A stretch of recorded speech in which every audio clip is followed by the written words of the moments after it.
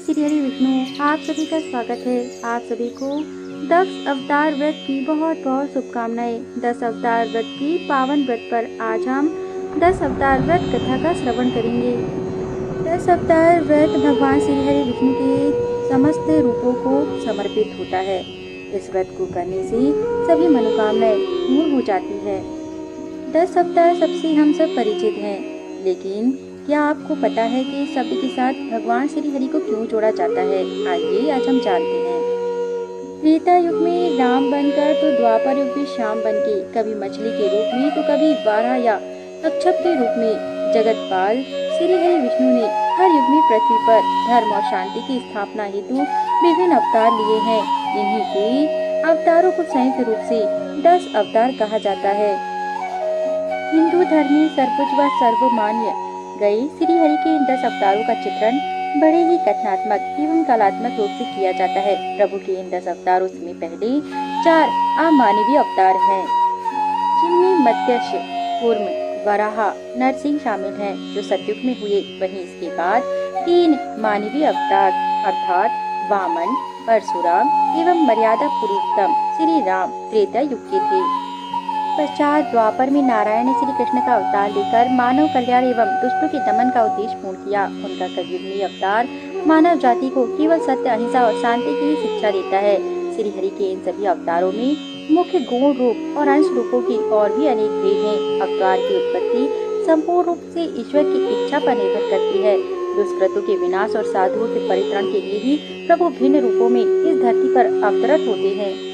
तत्पद ब्राह्मण में कहा गया है कि कच्छप का रूप धारण कर प्रजापति ने एक शिशु को जन्म दिया था।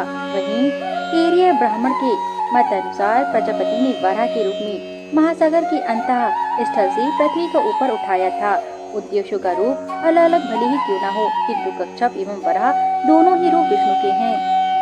विशेष रूप से मत्स्य, कच्छप, वाराह एवं नरसिंह यह 4 अवतार भगवान विष्णु के प्रारंभिक रूप के रूप में प्रतीक है। इसके अलावा 5वें अवतार वामन रूप में श्री कृष्ण ने विश्व को 3 पगों में ही नाप लिया था। इसकी प्रशंसा ऋग्वेद में भी की गई है।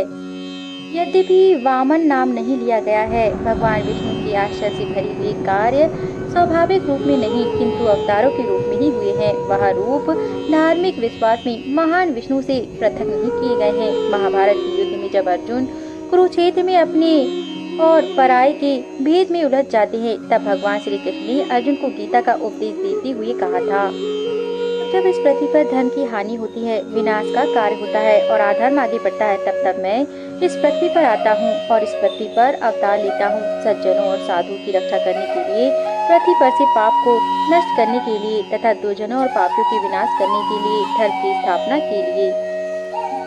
मैं हर युग में बार बार अवतार लेता हूँ और समस्त पृथ्वी वासियों का कल्याण करता हूँ। श्री विष्णु 10 अवतार की व्रत कथा। भगवान श्री कृष्ण कहते हैं, राजन, सतयुग के प्रारंभ में भृगु नाम के एक ऋषि हुए थे। उनकी भार्या दिव्या अत्यंत पतिव्रता थी। वे आश्रम की शोभा और निरंतर गृह कार्य में संलग्न रहा करती थी। वे महर्षि भृगु की आज्ञा का पालन करती थी। भृगु जी भी उनसे बहुत प्रसन्न रहा करते थे। इसी समय देवासुर संग्राम में भगवान विष्णु के द्वारा असुरों को महान भय उपस्थित हुआ। तब वे सभी असुर महर्षि भृगु की शरण में आए। महर्षि भृगु अपना अग्निहोत्र आदि कार्य अपनी भार्या को सौंपकर स्वयं संजीवनी विद्या को प्राप्त करने के लिए हिमालय के उत्तरी भाग में जाकर तपस्या करने लगे।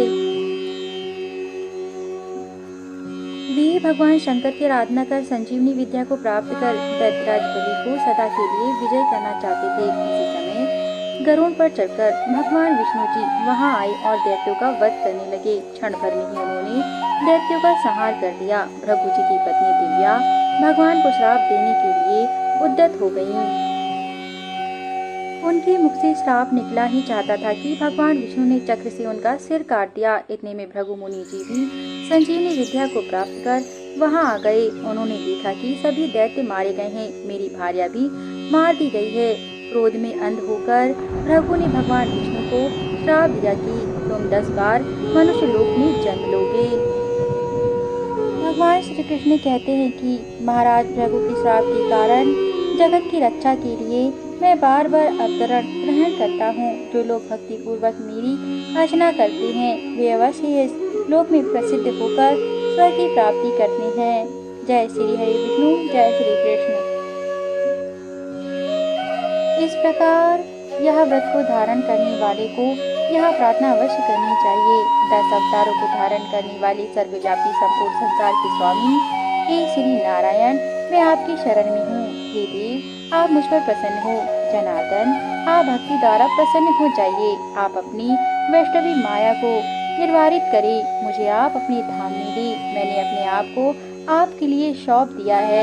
जय श्री लक्ष्मी नारायण। इस प्रकार जो इस व्रत को करता है वह भगवान के अनुग्रह से इस लोक में सुख होकर जन्म मरण से छुटकारा प्राप्त करता है, सदा विष्णु लोक में निवास करता है। श्री हरि विष्णु। हमारे द्वारा प्रस्तुत की गई धार्मिक व्रत कथाएं अगर आपको पसंद आती हो हमारे YouTube चैनल को जरूर सब्सक्राइब कर अपना समर्थन अवश्य दें ताकि हम ऐसे ही कुछ की कथाएं लाते रहें।